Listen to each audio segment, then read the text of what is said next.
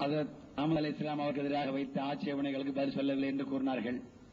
ஆரம்பத்திலிருந்தே ஒருவன் கூறிக்கொண்டே இருப்பேன், அவர் கேட்ட ஒரு கேள்விக்கு கூட பதில் சொல்லாவிட்டாலும் மிர்சா குலாம் முகமது காதியானி அவர்கள் நபி என்பதற்கு எந்த வகையில் பேச வேண்டும் என்று பேசிக்கொண்டோமோ அந்த வகையில் அவர் நபி என்பதற்கான ஆதாரத்தை வைத்து விட்டோம். அதற்கு பதில் சொல்லவே இல்லை. இது தெரிந்தது வீடியோ கேசட். அடுத்து அதுக்காக நாங்க வச்ச ஆதாரங்களை இன்னும் தொடர நான் விரும்பல. ஆனா சொல்லியிருக்கோம், ஒரு 3 விஷயத்தை வச்சோம், மோதிய மறுக்கல. இரண்டாவது, நான் சொல்றேன், நீங்க எத்தனை ஆட்சேபனை படித்து காட்டினாலும், எத்தனை கொட்டேஷன் படிச்சு காட்டினாலும் நாங்க பார்க்காதில்லை, நாங்க தெரியாது. நீங்க சொன்னீங்க கொஞ்சமாவது இருந்தால் அதை நீக்க வேண்டும் என்று என்னோட எண்ணத்தோட படிக்கிறீங்க. இதெல்லாம் நாங்க தெரிஞ்சதுதான். இதுக்கெல்லாம் நாங்க பதில் சொல்லியும் இருக்கோம், சொல்லவும் செய்வோம். இங்க சொல்ல வேண்டும் என்றில்லை. ஏனென்றால் ஆட்சேபனைகளுக்கு பதில் சொல்லி அவர் நபி என்று நிரூபிக்க தேவையில்லை. அப்படி நிரூபித்து இருக்கலாம் என்றால் நபிகள் நாயகம் ஸல்லல்லாஹு அலைஹி அவர்களுக்கு எதிராக எவரும் ஆட்சேபனை செய்திருக்க மாட்டார்கள். நீங்க கேட்கிறீங்க, சொல்லுவோம், நாங்களும் சொல்லுவோம். ஆனா முனாதரா, நபி என்று நிரூபித்தல், அதற்காக ஒரு விதிமுறை வகுத்திருக்க அந்த சட்டத்திற்கு மீறி நீங்க இஷ்டப்பாடி ஆட்சேபனை செஞ்சு கொண்டு போனால் அதற்கு பதில் சொல்ல தேவையில்லை. சொல்லுவோம், எதற்காக சொல்கிறோம்? அந்த குறை பதில் இல்லைங்கிறது பதில் இருக்குங்கிறத காட்டத்தான் சொல்லுவோம். அடுத்து ரசூலுல்லாஹ்வுடைய உண்மைக்கு முந்தின வாதத்திற்கு முந்தியுள்ள வாழ்க்கையை தான் காட்டுவீங்கன்னு கேட்டீங்க. அதைத்தான் காட்டுவோம். முதல்ல இறைவன் அதை அதுக்கு ஆதாரமா சொல்லி இருந்தார் என்றால், இன்றைக்கு நாங்க இங்க என்னத்தை ஆரம்பிச்சோம்? எதை சொல்லி ஆரம்பிச்சோம்? ரசூலுல்லாஹி ஸல்லல்லாஹு அலைஹி வஸல்லம் வாதத்துக்கு உண்மைக்கு சான்றாக ரசூலுல்லாஹ்வுடைய வாதத்திற்கு முன்னுள்ள அந்த வாழ்க்கையை காட்டினோம். மற்றவர்கள் நாளைக்கு இல்ல முடிந்தால் கொண்டு வாருங்கள் ஒரு ஆதாரத்தை கேட்போம். அதைத்தான் கேட்போம். இன்றைக்கு அதான் கேட்போம். அல்லாஹ் ஒரு வாதத்தை வைத்தா அதைத்தான் நிரூபிப்போம். அபூபக்கர் சித்திக் அவர்களுடைய இதை சொன்னோம். எதை வச்சு பார்த்தாங்க? உமர் எதை வச்சு பார்த்தாங்க? அந்த அறிவு தான் சொன்னோம். அப்படித்தான் சொல்லுவோம். அடுத்து உமையுத்தி இல்லா ஒரு ரசூலுக்கு ஆதரவாக ஒரு ஹதீஸை கொண்டு வந்து அதை நாங்க மறுத்ததாக கூட நீங்க கிடையாது. உமையுத்தி இல்லா ஒரு ரசூலுக்கு நீங்க வைத்த ஆதாரம் அந்த இது உங்க கருத்துக்கு உடட்டு என்று நீங்க கருதி கொண்டீர்கள். ஆனால் திருக்குறானில் இருந்து நாங்கள் அந்த வசனத்திற்கு குரலும் பொருளுக்கு மாற்றமாக அந்த ஹதீஸ் அமைந்திருக்கவில்லை. அந்த கேசட்டை போட்டு கேளுங்க. உமையுத்தில்லா ஒரு ரசூலி என்கிற ஆயத்துக்கு நாங்க சொல்லக்கூடிய பொருளுக்கு மாற்றமாக அந்த ஹதீஸ் அமைந்திருக்கவில்லை என்று ஏற்றுக்கொள்கிறோம். ஆனால் இங்க கேள்வி கேட்டு நிரூபிக்க வேண்டும். தொடர்புடைய கேள்வி என்ன எதை பேசிக்கிட்டோம்? மிர்சா சாஹிபுடைய நிபுவத்தை உண்மை என்று நிரூபித்ததாக நாங்க திருக்குறள் அளவுகளை வைப்போம். நீங்க அது பொய் என்று நிரூபிக்க திருக்குறள் என்ற அளவுகளை வைத்து அதன்படி அளந்து காட்டியிருக்கணும். அந்த மாதிரி எந்த ஒரு அளவுகளையும் வைக்கல. இஃப்தரா வைத்தீங்க, இறைவன் இட்டு கட்டுவது. அதற்கு இறைவன் கூறும் அந்த வழியை கடைபிடிக்கவில்லை. அடுத்து தாபத்துல் அருளுக்கு 2 பொருள் சொன்னீங்க. முந்தானேத்தோட பேசுங்கள, தொழுகைக்கு பல பொருள் இருக்கு, சலாத்துக்கு 1008 பொருள் இருக்கு. அப்படி இருக்க ஏன் கடிக்கும் பூச்சியில் இருக்கக்கூடாது? ஏன் பேசி உலமாக்கள் இருக்கக்கூடாது? தாவூன் என்ற சொல்லுக்கு பொருள் தானா, தாக்கி பேசக்கூடியவர். எந்த காலத்து நபிமார்களின் எதிரிகளும் உலமாக்கள் முல்லாக்கள் பயங்கரமாக கத்தி பேசுவார்கள். அதன் காரணமாக அப்படி கத்தி பேசக்கூடிய உலமாக்களுக்கு வரக்கூடிய அந்த எதிரிகளுக்கு வரக்கூடிய நோய்க்கும் இறைவன் என்ற பெயரை சூட்டி இருக்கிறான். அப்படி பேசக்கூடிய உலமாக்களையும் குறிக்கும். அப்படி பேசக்கூடிய உலமாக்களுக்கு இல்ல, பொதுமக்களுக்கு உண்மையை மறுக்கக்கூடியவருக்கு அந்த மறுக்கும் விஷயத்தில் எல்லையை தாண்டுகின்ற போது அவருக்கு இறக்கக்கூடிய தண்டனைக்கு இறைவன் எவ்வாறு பெயர் சூட்டினால் குறை சொல்வதற்கு உங்களுக்கு என்ன உரிமை?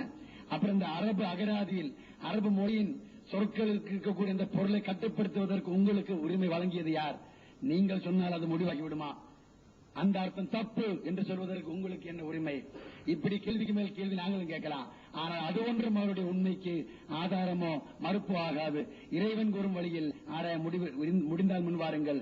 இன்னொன்று சொல்கிறேன், நாம் ஆராய்கின்றோம் எது குறித்து? ஒரு நபியின் உண்மை குறித்து. நீங்கள் கேட்ட கேள்விகளுக்கெல்லாம் பதில் சொன்னால் அவர் உண்மையாளர் ஏற்றுக்கொள்வீர்களா? ஏற்றுக்கொள்ள மாட்டீர்கள். ஏன்? ஏற்கனவே நபி கொண்டு வருவதற்கான எந்த வாய்ப்பையும் நீங்கள் எஞ்சி வைக்க விடவில்லை. அவ்வாறு இருக்க அத்தனை கேள்விகளுக்கும் பதில் சொன்னாலும் உங்களால் ஏற்றுக்கொள்ள முடியாது. கேள்விகளுக்கு பதில் சொல்வதும் அவரின் உண்மையை நிரூபிப்பதும் 2. எனவேதான் சொன்ன இது கேள்வி பதில் கூட்டம் இல்லை என்று. அவர் உண்மையை நிரூபிப்பதற்காக எந்த ஒரு நிபந்தனை அடிப்பில் நாம் பேச வந்தோமோ பேசிக்கொண்டே இருக்கிறோம். நீங்க அந்த வழியில் பேசி வரையும் வரல. அப்படி நீங்க கேட்கக்கூடிய கேள்விக்கு பதில் சொன்னாலும் அவர் நபி என்றாக மாட்டார். கேட்கிறேன், உலகம் தோன்றிய நாளிலிருந்து திருக்குறள் நாம் படிக்கின்ற போது உலகில் நபிமார்களின் வருகை செல்லுகை இது குறித்து 2 வகையான மக்களை பார்க்கின்றோம். ஒன்று ஏற்பவர்கள், ஒன்று மறுப்பவர்கள். ஏற்பவர்கள் செமீனா வாத்தானா என்று கூறி கேட்டோம் ஏற்றுக்கொண்டும் என்பார்கள். மற்றவர்கள் அபாவத்தக்பரா, மருத்துவம் பெருமை பாராட்டினோம், இப்படி இருக்கார்கள். எங்களுடைய தன்மை, எங்களுடைய இருப்பில் எங்காவது ஒரு இடத்தில் அபாவஸ்தக்பர என்ற பண்பை எங்களை காட்ட முடியுமா? செமேனா வாத்தானா என்ற பண்பை எப்போதாவது நீங்கள் மீறியிருக்கிறீர்களா? சிந்தனை செய்து பாருங்கள், சிந்தனை செய்து பேசுங்கள். என்றால் திருக்குர்ஆன் கூறும் மார்க்க வரலாறு எங்காவது பொய் நபி வந்து அவர் ஏற்றுக்கொண்ட, அதெல்லாம் முதல்ல கேட்டுக்கிறேன், நபியின் வருகை சம்பந்தமான பேச்செழுந்தால் இரு வகையான மக்கள் உலகில் தோன்றுகிறார்கள். ஒன்று ஏற்பவர், இன்னொன்று மறுப்பவர். பொய் நபிமார்களை எதிர்த்தவர் பற்றி குர்ஆனில் எந்த வரலாறும் கிடையாது. உண்மையாளர்கள், ஒரு நபி வந்தால் ஏற்பவர் மறுப்பவர், ஏற்பவர் உண்மையாளர்கள், மறுப்பவர் உண்மை அல்லாதவர்கள். எங்களுடைய வரலாற்றில் நாங்கள் இன்று எங்கு இருக்கிறோம்? சமேனா வதானா, ஏற்றுக்கொண்டோம், பின்பற்றுகிறோம். அபாவஸ்தக்பா என்ற பிறகு யார் இருக்கிறார்? இதை சிந்தனை செய்து பாருங்கள். எனவே கேள்விகளுக்கு பதில் சொன்னதால் ஒன்றும் நீங்க ஏற்றுக்கொள்ள போறதில்லை, பதில் ஆகாது. அது மாதிரி நாங்க சொல்லக்கூடிய எந்த பதிலும் நீங்க ஏற்றுக்கொள்ள கட்டாயம் இல்லை. அதான் நாங்க சொன்னோம். பதில் சொல்லியும் பலம் இல்லை. எந்த ஒரு நோக்கத்திற்காக நாம் அமர்ந்திருக்கிறோமோ அந்த நோக்கத்தை அடைய வேண்டும் என்றால் அதற்காக நாம் பெற்றிருந்த நிபந்தனைகளை கட்டாயம் பேணி காத்து வந்திருக்க வேண்டும். அதை பேண தவறிவிட்டீர்கள். எனவே உங்களுடைய கேள்விகளுக்கு பதில் கிடைத்தாலும் கிடைக்காவிட்டாலும் அதற்கு நிபுணத்து சம்பந்தம் இல்லை.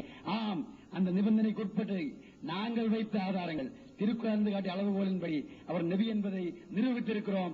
அதற்கெதிரில் ஒரு சொல் கூட பேச முடியவில்லை என்பது அவர் உண்மையான எதிர்த்தவர் என்பதற்கு சான்றாகும். அவருக்கு எதிர் சொல்லக்கூடிய அத்தனை ஆட்சேபனைகளுக்கும் ஏற்கனவே சொல்லி இருக்கோம், இப்போ சொல்கிறோம், இனிமேலும் சொல்லிக் கொண்டே இருப்போம் இன்ஷா அல்லாஹ். இருந்தாலும் இறுதி நாள் வரையிலும் அவருக்கு நீங்க எழுதக்கூடிய அத்தனை ஆட்சேபனைக்கும் பதில் சொல்லாவிட்டாலும் அதற்கும் நபித்துவ வாதத்தை மேம்படுத்துவதற்கும் சம்பந்தம் இல்லை. இருக்கிறதென்றால் ஒன்றுதான், திருக்குர்ஆன் ஒரு அளவுகோலை ஆராய வர வேண்டும். அதற்கு வர தவறியது அவரின் உண்மைக்கு மாபெரும் சான்று.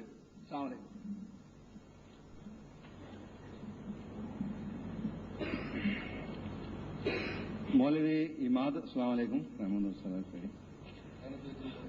மௌலவி இமாதுதீன் அவர்கள் கேட்டு ஹஜ்ரத் மீராஸ் அவர்கள் 1000 தடவை லானத்து லானத்து லானத்து என்று கூறியதற்கு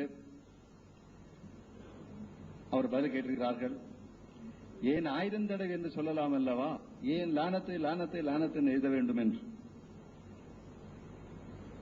ஹஜ்ரத் மீராசாவுடைய அந்த உணர்வுகளை உண்மையாகவே நம்மால் புரிய முடியாது. நான் ஏன் கூறினேன் என்றால், மீராசாவோட புத்தகங்கள் நான் வாசித்திருக்கின்றேன், அரபியிலும் உருதுல புத்தகங்கள் அனைத்தும். அந்த புத்தகங்களில் அவருடைய உள்ளத்தில் பெருமானார் ஸல்லல்லாஹு அலைஹி வஸல்லம் அவர்கள் மீதும் திருக்குர்ஆன் மீதும் இருக்கும் அந்த பற்றுதலையும் அந்த அன்பையும் நேசத்தையும் பொதுமக்கள் கூற முடியாது. இந்த நிலைமையில் ஒரு மௌலவியாக இருந்து, மௌலவி இமாதுத்தீனாக இருந்து பிறகு பாதிரி இமாதுத்தீனாக மாறிய ஒருவர் இஸ்லாத்திற்கு எதிராகவும் திருக்குர்ஆனுக்கு எதிராகவும் முஹம்மது ஸல்லல்லாஹு அலைஹி வஸல்லம் அவர்களுக்கு எதிராகவும் மிகவும் தரைக்குறைவாக பேசும் போது அதை சகிக்க முடியாமல் 1000 தடவை லானத்துல்லாஹ் என்று கூறியிருக்கிறார்கள் என்றால், லானத்தை லானத்தை லானத்தை சொல்லியிருக்கார்கள் என்றால் அது அவருடைய உள்ளத்தில் இருக்கும் அந்த உணர்ச்சியை எடுத்து காட்டுகின்றது. நீங்க ரசூல் ஸல்லல்லாஹு அலைஹி வஸல்லம் அவர்கள் மீது ஸல்லல்லாஹு அலைஹி வஸல்லம் சொல்லுங்க, நான் 1000 தடவை என்ன கோடி தடவை சொல்லிக்கொண்டே இருப்போம். அல்லாஹும்ம ஸல்லி அலா முஹம்மது வ அலா ஆலி முஹம்மது வ பாரிக் வ ஸல்லிம் இன்னக ஹமீதும் மஜீத். கோடி தடவை நாம் சொல்லிக்கொண்டே இருப்போம். நிச்சயமாக எங்களுக்கு சோறு ஏற்படாது. அதே போன்று கோடி தடவை லானத்துல்லாஹில் காதுவீன் லானத்துல்லாஹில் காதுவீன் லானத்துல்லாஹில் காதுவீன் சொல்லி இருந்தாலும் அந்த மனதில் இருக்கும் அந்த நோய், அந்த உணர்வு நிச்சயமாக மாறாது. அல்லாஹ் திருக்குர்ஆன் கூறுகின்றான், வல்லாஹு லா யஹ்தில் கௌமல் ஸாலிமீன். அல்லாஹ் நிச்சயமாக அநியாயக்காரர்களுக்கு ஹிதாயத் கொடுக்க மாட்டான். உலாயிக ஜஸாஹும் அன்னா அலைஹிம் லானத்துல்லாஹி வல் மலாயிகதி வன் நாஸி அஜ்மஈன். அல்லாஹ் கூறினான், இப்படிப்பட்டவர்களுக்கு, இந்த லாலிமீன்களுக்கு, பெருமானார் ஸல்லல்லாஹு அலைஹி வஸல்லம் எதிராக, திருக்குர்ஆனுக்கு எதிராக அனாவசியமான முறையில் ஏளன பேச்சுகள் பேசக்கூடியவர்கள் பற்றி அல்லாஹ் கூறுகின்றான், லானத்துல்லாஹி, அல்லாஹ்வுடைய லானத் இருக்கும். போதும் அல்லவா அல்லாஹ்வுடைய லானத்து? அல்லாஹ்வுடைய லானத்தை பெரிய பேர் லானத்து வேற இருக்கா? ஆனா எல்லாம் என்ன சொல்றான் அல்லாஹ்? அல்லாஹ்வுடைய லானத்து மட்டுமல்ல, லானத்துல்லாஹி வல் மலாயிகதி, எண்ணற்ற மலக்குகளுடைய, கோடான கோடி மலக்குகளுடைய லானத் அவர்களுக்கு இருக்கும். அது மட்டுமல்ல, வன்னாசி, எல்லா மக்களுடையதும். வன்னாசி மட்டும் சொல்லவில்லை, வன்னாசி அஜ்மஈன், கியாமத் நாள் வரை வரக்கூடிய எல்லா மனிதர்களுடைய லானத்தும் அவர்களுக்கு இருக்கும் என்று அல்லாஹ் கூறுகின்றான். கோடான கோடி மக்கள் இன்று இருக்கிறார்கள். அதே போன்று எண்ணற்ற மலக்களும் இருக்கின்றார்கள். அவர்கள் அனைவர்களுடையும் லானத்து இப்படிப்பட்ட பாதிமார்களுக்கு இருக்கும் என்று அல்லாஹ் கூறுகின்றான். மீதாத்த 4 பக்கம் தானே லானத்து லானத்து லானத்து எழுதி, அது உங்களுக்கு கேலிக்குரியதா? திருக்குர்ஆனில் இல்லையா இப்படிப்பட்ட பேச்சுகள்? சூரத்துர் ரஹ்மானில் 31 தடவை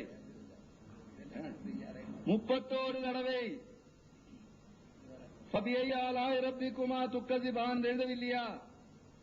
வலிமன் காஃப ஃபபிஐ ஆலாஇ ரப்பிக்குமா துக்கஸிபான் வலிமன் காஃப மகாம ரப்பி ஜன்னதான் ஃபபிஐ ஆலாஇ ரப்பிக்குமா துக்கஸிபான் தவாத்தா அப்னான் ஃபபிஐ ஆலாஇ ரப்பிக்குமா துக்கஸிபான் ஃபீமா ஐனான் தஜ்ரியான் ஃபபிஐ ஆலாஇ ரப்பிக்குமா துக்கஸிபான் ஃபீமா மின் குல்லி ஃபாக்கியத்தின் ஸௌஜான் ஃபபிஐ ஆலாஇ ரப்பிக்குமா துக்கஸிபான் முத்தகீன அலா ஃபுருஷின் பதாயின் வஹன் இஸ்தபில்.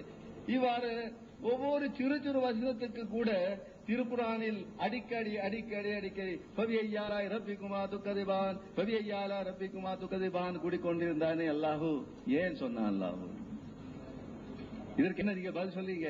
அதான் எங்களுக்குள்ள இந்த பதில் தென்பதுல பதில். திருக்குர்ஆன் மற்றிடத்தில் வயலு யௌமஇதில் முக்கஸிபீன்,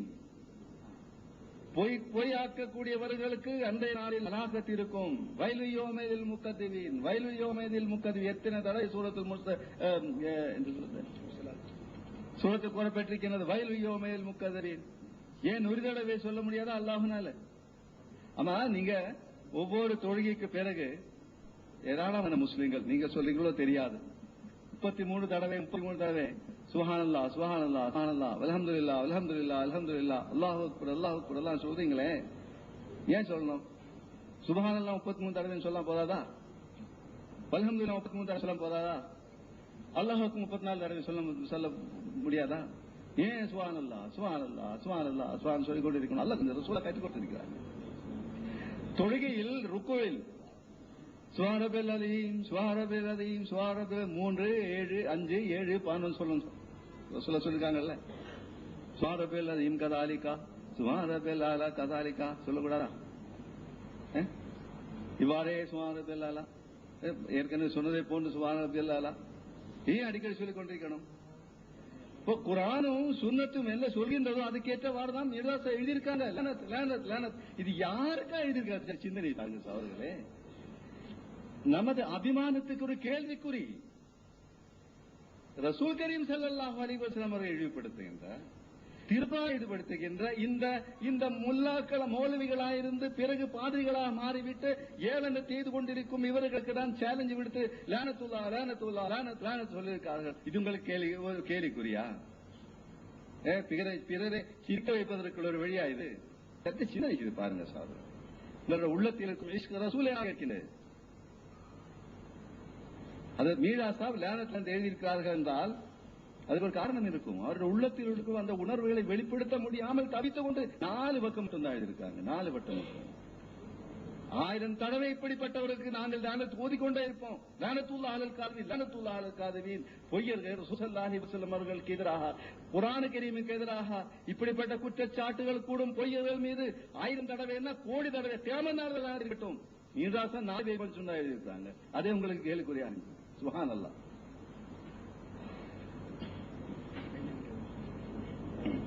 வரன்று மீராசாக திருக்குர்ஆனில் மன்னிக்கணும், தமது ஒரு கிரந்தத்தில் ஈசா அலைஹிஸ்ஸலாம் மரணிக்காமல் இருந்ததாக கூறி அதுக்கு பிறகு தமக்கு ஒரு கேலியா சொன்னாங்க. மழை போலுள்ள வஹி மூலமாக அவர் தன்னுடைய அகீதாவை மாற்றி இருக்கிறார்கள் என்று. ஒவ்வொரு நபிக்கு எதிராகவும் கேலி செய்வாங்க, எல்லாரும் செய்வாங்க, எதிரிகள் எல்லாம் செய்வாங்க. தேவையில் என்றா யஹாசரத் அலிபாதி மாயத்தின் ரசூல் இல்லா கானபி எஸ்ததி என்ற நவுதுல போய்விடும். இல்ல, நிச்சயமா கேலி செய்யணும். நீங்க மக்களை சிரிக்க வைக்கணும், மக்கள் சிரிக்கணும். ஆனால் மன்னிக்கணும், ஹயாத்த மசீஹை பற்றி மீராசா எழுதியிருக்காங்க. அதாவது தனக்கு இறைவன் புறமிருந்து வஹி இல்ஹாம் கிடைப்பதற்கு முன் பொதுமக்களுடைய கொள்கையை கேட்டவாறு அவருடைய கொள்கை இருந்தது. ஆனால் அல்லாஹ்விடம் இருந்த வஹி கிடைத்ததுக்கு பிறகு, இந்த உண்மையான விஷயத்தை புரிந்ததுக்கு பிறகு மக்களை மகிழ வைக்க வேண்டும் என்ற எண்ணம் அவருக்கு இருந்திருந்தால் நிச்சயமாக தன்னுடைய வஹியை இல்ஹாமை பொய்ப்படுத்தி புறக்கணித்து மக்களுடைய அந்த அன்பு நேசம் அவருடைய அந்த என்ன சொல்றது கிடைக்க வேண்டும் என்பதற்காக ஒத்துழைப்பு கிடைக்க வேண்டும். அவருடைய எதிர்ப்பிலிருந்து என்னை காப்பாற்றுவதற்கு ஒரு வழிதான் ஈசா அலைஹிஸ்ஸலாம் மரணிக்காமல் வாழ்த்திருக்கிறார் என்று சொன்ன போதுமா என்று சொன்னா நிச்சயமாக அவர்களுக்கு மக்களுடைய ஆதரவு கிடைத்திருக்கும். ஆனால் என்ன நடந்தது? அல்லாஹ் திருக்குர்ஆனில் ரசூல் ஸல்லல்லாஹு அலைஹி வஸல்லம் சொல்றார், வலனி தவ தஹ்வாஹும், இவர்களுடைய விருப்பங்களை நீ பின்பற்றினால், மின்பாதி மாஜாக்க மினல் இல்மி, உமக்கு இல்மு கிடைத்ததற்கு பிறகு இன்னைக்கு இதில் ஆலிமீன், நிச்சயமான நீ ஆலிமீன்கள் பெற்றவனாயிருக்கும். ரசூல் ஸல்லல்லாஹு அலைஹி வஸல்லம் என்ன செய்து கொண்டிருந்தார்கள்? மக்களுடைய விருப்பத்தை பொருட்படுத்தவில்லை. மற்றொன்று, ரசூல் ஸல்லல்லாஹு அலைஹி வஸல்லம் அவர்களுடைய ஒரு சுன்னத்து நடைமுறை இருந்தது. ஏதாவது ஒரு விஷயத்தை பற்றி அல்லாஹ்விடம் இருந்து நேரடியான ஒரு இல்மு கிடைக்காத வரை அதற்கு முன்னுள்ள ஷரியத்தின் அடிப்படையில் தான் செயலாற்றிக் கொண்டிருந்தார்கள். உதாரணமாக, வாதத்திற்கு பிறகு 16 மாதங்கள் பைத்துல் முகத்தஸின் பக்கம் முகம் திருப்பி தொழுது கொண்டிருந்தார்கள். 16 மாதங்கள் தொடர்ந்து. அதற்கு பிறகு அல்லாஹ்விடம் இருந்து இல்மு கிடைத்த போது, அல்லாஹ்விலிருந்து அறிவு கிடைத்த பொழுது கிபிலை மாற்றினார்கள். இப்ப கிபிலை மாற்றுவதற்கு முன் 16 மாதங்கள் செய்த தொழுகை என்ன வீணாய் போயிடுமா? ரசூல் ஹஜ்ரத் முஹம்மது ஸல்லல்லாஹு அலைஹி வஸல்லம் யஹூதிகளுடைய கிபிலாவை நோக்கி 16 மாதங்கள் தொழுது கொண்டிருந்தார்கள் அல்லவா என்று சொல்லி ரசூல் ஸல்லல்லாஹு அலைஹி வஸல்லம் 16 மாதங்கள் செய்த தொழுகை வீணாய் விடுமா? இல்லை. கான யுஹிப்பு மவாஃபிகத அஹ்லில் கிதாபி ஃபீமா லம் யுமர். முஸ்லிம் வால்யூம் 2 பக்கம் 296 ரிவாயத் செய்யப்பட்டிருக்கின்றது. கான யுஹிப்பு முவாஃபிகத அஹ்லில் கிதாபி ஃபீமா லம் யுமர். எதுவரை ரசூல் ஸல்லல்லாஹு அலைஹி வஸல்லம் அவர்களுக்கு ஒரு விஷயத்தை பற்றிய பூர்ணமான அறிவு கிடைக்கிறது இல்லையோ, இல்ஹாமை கிடைக்கிறது இல்லையோ, அதுவரை அஹ்லு கிதாபுக்கு ஏற்றவாறு செயலாற்றிக் கொண்டிருந்தார்கள். இது பெருமானார் ஸல்லல்லாஹு அலைஹி வஸல்லம் அவர்களுடைய நடைமுறையாக இருக்கின்றது.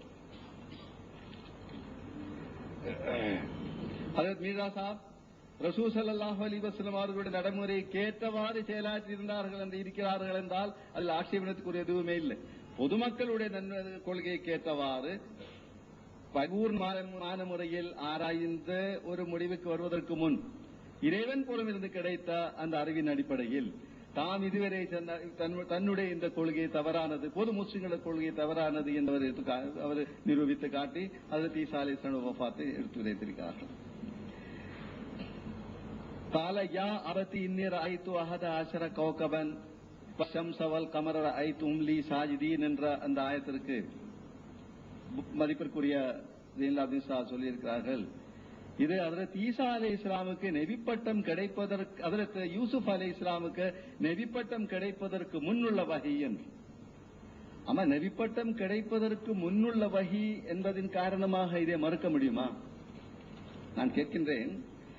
சூரத் யூசுஃபை பற்றி திருக்குர்ஆனே கூறுகின்றது. இந்த சூரத்தின் ஆரம்பத்தில் அஹ்சனல் கஸஸி, மிகவும் அழகான சிறந்த ஒரு செய்திகளுடைய கோர்வை இந்த சூரத்தில் இருக்கின்ற அஹ்சனுல் கஸஸி என்று. அதுக்கு பிறகுதான் இன்னி ரஅய்து 11 கௌகபன் சொல்லிட்டு தமக்கு கிடைத்த அந்த தரிசனத்தை பற்றி, ஆத்ம தரிசனத்தை பற்றி ஹஜ்ரத் யூசுப் அலைஹிஸ்ஸலாம் சொல்லி இருக்கிறார்கள். இதை நீங்கள் மறுக்கிறீர்கள் என்றால், அதாவது யூசுப் அலைஹிஸ்ஸலாமுடைய நபித்துவத்திற்கு முன்னுள்ள ஒரு அதன் காரணமாக அது ஏற்றுக்கொள்ள முடியாதுன்னு சொல்ல முடியாது. ஏன்னா அல்லாஹ் கூறுகின்றான் அஹ்சனுல் கஸஸி. அது மட்டுமல்லாமல் இதே சூரத்தில் கடைசியில் அல்லாஹ் கூறினான் லகத் கான ஃபீ கஸஸின் இப்ரத்துல் லிஉலில் அல்பாப். இதில் சிந்தனை செய்யக்கூடியவர்களுக்கு பாடம் இருக்கின்றது. இப்ப சிந்தனை செய்யக்கூடியவர்களுக்கு பாடம் இருக்கும் இந்த சூரத்தில் வந்திருக்கும் இந்த ஆயத்து அது ஏற்க முடியாது என்று கூறுகின்றது என்றால் அது எங்களால் ஏற்க முடியாது. வரொன்று 5 நிமிடம் தான் இருக்கின்றது. ஆயின கமாலாத் இஸ்லாமில் ஹஜ்ரத் ஈசா அலைஹிஸ்ஸலாம் வானத்திலிருந்து இறங்குவார்கள் என்று மீர்ஸா சாஹிப் கூறியதாகவும், ஆகவே மீர்ஸா சாஹிபுடைய இந்த கொள்கை, அதாவது இந்த கொள்கை ஈசா அலைஹிஸ்ஸலாம் வானத்திலிருந்து இறங்குவார் என்பதாகும் என்று கூறியிருக்கிறார்கள். அதாவது அலா யாலமூன் அன்னல் மஸீஹ யன்ஸிலு மினஸ் ஸமாஇ பி ஜமீஇ உலூமிஹி, இவர்களுக்கு என்ன புரியாதா மஸீஹ் யன்ஸிலு மினஸ் ஸமாஇ வானத்திலிருந்து இறங்குவார்கள் என்று பி ஜமீஇ உலூமிஹி எல்லா அறிவுகளுடன். இது இவர்களுடைய பொது கருத்தை தான் சொல்லி இருக்கிறார்களே தவிர தன்னுடைய கருத்து அல்ல. ஏனென்றால் அதற்கு மேல கூறுகிறார்கள் புத்தகத்தில் 404வது பக்கத்தில், யா அய்யுஹன் நாசு இன்ன நுஸூலல் மஸீஹ் கான அம்ரன் கைபியன் ஃபல்லாஹு அப்த கைபிஹி கைஃபமா ஷா. யா அய்யுஹன் நாசு மக்களே, நுஸூலுல் மஸீஹ் என்ற சொல் ஒரு கைபியான ஒன்று. ஃபல்லாஹு அப்த கைபஹு கைஃபமா ஷா, அல்லாஹு அதன் அந்த கைபான அந்த விஷயத்தை, மறைமுகமான அந்த ரகசியத்தை எப்படி வெளிப்படுத்துவான் அல்லாஹுக்கு தான் தெரியும். அந்த நுஸூலுல் மஸீஹ் எப்படி இருக்கும், வானத்திலிருந்து தோன்றும் இறங்கும் என்று நீங்கள் நினைக்கின்றீர்கள். ஆனால் அது எப்படி நிகழும் என்பதை பற்றி அல்லாஹுக்கு தான் தெரியும். அது எப்படி நிகழும் என்பதை பற்றி அவர்களை கூறுகிறார்கள். யார்? இதே புத்தகத்தில் 441 442 பக்கங்களில்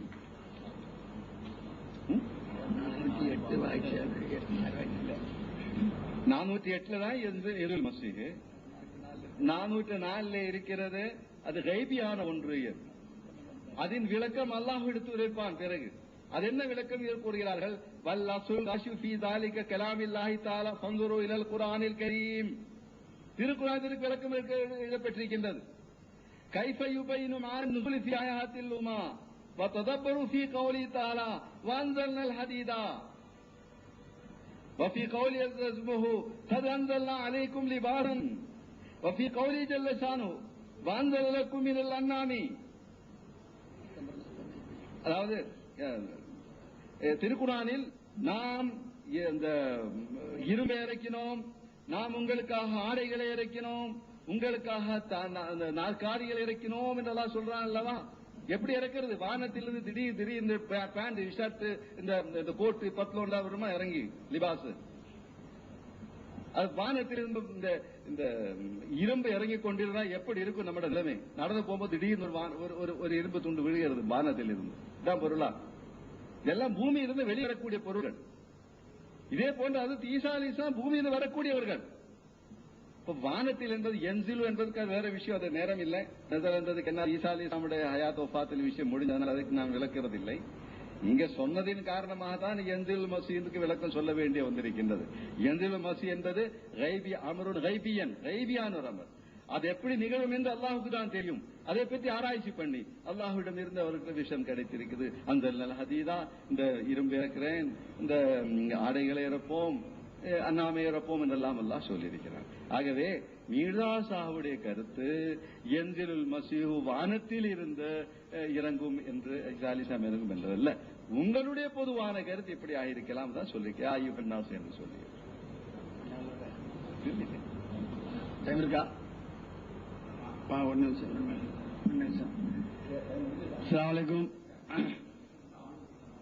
பரவாயில்ல, ஒரு விஷயம். அதாவது பதில் தரலன்னு சாஹிப் அவர்கள் கேட்டுக்கொண்டிருக்கிறார்கள். நான் முன்னாலேயும் கேட்டேன், இந்த கேள்விகளுக்கெல்லாம் பதில் சொன்னால், நிரூபித்து விட்டால் மிர்சா சாஹிப் நபி என்றவர் ஏற்றுக்கொள்வார்களா? ஏற்றுக்கொள்ள மாட்டார், ஏற்றுக்கொள்ள முடியாது. ஏன்? இனிமேல் நபி வர முடியாது என்பது அவருடைய கருத்து. அப்போ எதுக்காக பேச வந்திருக்கிறார் என்று தெரியுமா? மிர்சா குலாம் முகமது காதியானி அவர்கள் ஒரு நபிதான், இந்த உம்மத்தில் தோன்றிய நபிதான் என்று நம்பக்கூடிய காதியானிகள், அஹமதியா ஜமாத்தை அவருடைய நூல்கள் உள்ள குற்றம் குறைகளை சுட்டி காட்டி அவர் நபி இல்லை என்பதை நிரூபிக்க வேண்டும் என்பது அவருடைய கருத்தாகும். அந்த நோக்கம் வந்திருக்காரு. அப்போ அந்த கொள்கையுடைய நாங்க இங்க உட்கார்ந்துட்டு இருக்கோம். நீங்க ஒன்ன மட்டும் சொல்லுங்க, நாங்க கேட்கணும்னு சொன்னா அதை மட்டும் செய்ய மாட்டாரு. உண்மையிலே மிர்சா குலாம் முகமது காதியானி அவர்கள் நபி இல்லை என்று ஆக்குவது அவருடைய நோக்கம் என்றால், திருக்குர்ஆனின் அடிப்படையில் நாங்க சொல்லக்கூடிய 3 கேள்வி வச்சோம். அதை சொன்ன நாங்க அன்றைக்கே தயார் ஏற்றுக்கொள்றதுக்கு. நேற்று முன்தினம் மத்தியானமே சொல்லிட்டு இருக்கோம். அப்போ இப்ப சந்தேகம் என்ன வருதுன்னா, உண்மையிலே ஜெயினுல் ஆபிதீன் சாஹிப் அவர்களுக்கு இவர் நபியாக இருப்பாரா இல்லாம இருப்பாரா சந்தேகமா தான் இருக்கு. நபியாக இல்லைங்கிறது உறுதியா இருந்தா நாங்க கேட்ட கேள்விக்கு பதில் சொல்லியிருந்தா நாங்க ஏற்றுக்கொள்ள தயார். அது அல்லாம நாங்க சொல்றோம், நீங்க எவ்வளவுதான், அதாவது அவர் நபி இல்லை என்று நிரூபிப்பது நோக்கமாக இருந்தால் அவருடைய நூல்களிலிருந்து எவ்வளவுதான் குறை கூறினாலும் நாங்க நம்ப மாட்டோம். ஏன்னா அதற்கெல்லாம் ஏற்கனவே பதில் நாங்க கேட்டு இருக்கோம். இங்க பதில் சொல்ல மாட்டோம். ஏனென்றால் இது கேள்வி பதில் கூட்டம் அன்று, இது விவாதம். அவர் நபியா இல்லையா என்பது நிரூபிப்பதாகும். நபி என்று நிரூபிப்பதற்காக நாங்க வைத்த ஆதாரங்களை மறுத்து, நபி இல்லை என்பதற்கு நீங்கள் திருக்குறள் இருந்த அளவுகளை காட்டி நிரூபித்திருந்தால் ஏற்றுக்கொண்டிருப்போம். நாங்க கேட்ட கேள்விக்கே பதில் சொல்லியிருந்தா போதும். இதுவரையிலும் ஒன்றுக்கு கூட பதில் சொல்லவில்லை. இப்பவும் சொல்கிறோம், வாதத்திற்கு முன்னுள்ள வாழ்க்கை தூய்மையாக இருந்தது என்பதை மறுத்து காட்டுங்கள். வாதத்திற்கு பின்னால் அவர் வாழ்ந்தது போல் இன்னொரு பொய்யரும் வாழ்ந்ததாக சுட்டிக்காட்டல், அல்லது வாழ்ந்து இறந்த பின்னரும் அவருக்கு இருந்தது போல் ஒரு ஜமாத்தும் கொள்கை இருந்ததா நிரூபித்து காட்டினால் விட்டுவிட தயார். முடியாது.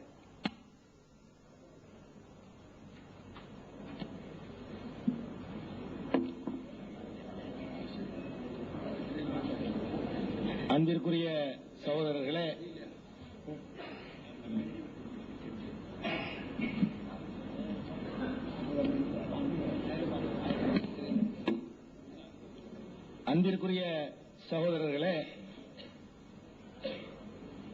இப்ப எடுத்து சொன்ன விளக்கத்துக்கு பதில் சொல்றதுக்கு முன்னாடி ஒரு விஷயத்தை உங்களுடைய கவனத்தை நான் கொண்டு வர்றேன். அதாவது இதுக்கு பதில் சொல்ல மாட்டோம், இங்க சொல்ல மாட்டோம் அப்படின்னு சொல்றாரு. இது என்ன செய்யணும் தெரியுமா? ஒண்ணுக்குமே பதில் சொல்லாம இருந்திருக்கணும். எதுக்காவது சொல்ல முடியுதான்னு பார்த்து சொல்றாங்க. சொல்ல அப்படி என்ன உங்களுடைய அளவுல அதான் இருந்தா இந்த கேள்வி கேட்டுட்டே இருக்க நாங்க சொல்லவே மாட்டோம்டா, என்னமோ இருக்கும்டாது நினைக்கலாம். நினைக்கிறதுக்கா இடம் இருக்கு. கணவனோட சொல்லி பார்ப்போம், அதுக்கு சொல்லி பார்ப்போம், சொல்லி பார்ப்போம் உள்ள இதுக்கு தான் சாத்தியம் இருக்குன்னு வழங்குது. உங்களை அளவு என்ன செய்யணும் சொல்ல மாட்டோம், கேட்டீங்க நாங்க சொல்ல மாட்டோம். இப்படியே 2 நாள் ஓட்டி இருந்தா என்ன செய்யலாம், இருக்கும்டாச்சு வழங்கலாம். அப்ப சொல்லி பாக்குறீங்க முடியல, மறு சொல்லி பாக்குறீங்க மறுபடியும் முடியல, சொல்லப்படாத மிச்சமா இருக்குன்னா என்ன அர்த்தம்? இல்ல சொல்ல மாட்டீங்க, சொல்ல முடியாது, கேமரால் வரைக்கும் சொல்ல முடியாதுன்னு அர்த்தம். என்ன அர்த்தம் இதுக்கு? ஏன்னா நீங்க சாதாரண ஆட்கள் இல்ல. இந்த உங்க ஜமாத்தை பொறுத்த வரைக்கும் இந்தியாவிலே நீங்க தான் பிரபலமான முக்கியஸ்தர்கள் வந்திருக்கிறீங்க. இந்தியா நாட்டுக்குள்ளேயே மௌலவி உமர் சாப் அவர்கள் இந்தியா முழுவதும் இந்த ஜமாத்துல ரொம்ப பிரபல்யமான பிரமுகர். அவங்களுக்கு முடியலன்னா அதான் அது உள்ள விஷயமே. விஷயம் இவங்களுக்கு தான் முடியல, வேற மாதிரி அவங்க நினைச்சிட கூடாது.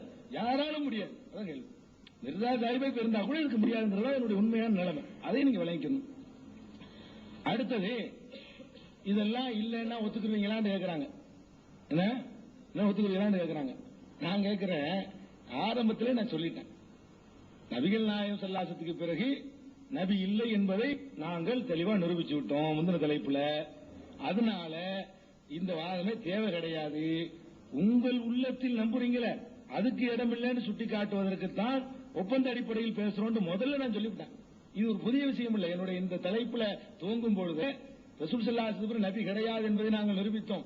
ஈசா அலைஹிஸ்ஸலாம் ஹயாத்தோடு இருக்கிறார்கள் என்பதை குர்ஆன்ல இருந்து நிரூபித்தோம். கேள்வி கேட்டு பதில் சொல்ல முடியாத நிலையில் இருந்தீங்க. ஆக ரெண்டும் போனதுனால இவர் நபி இல்லை, யார் நபினாலும் ஏத்துக்க முடியாது. உண்மைதான் அது. எதுக்கு நாங்க வாதிட்டோம்னு சொன்னோம்?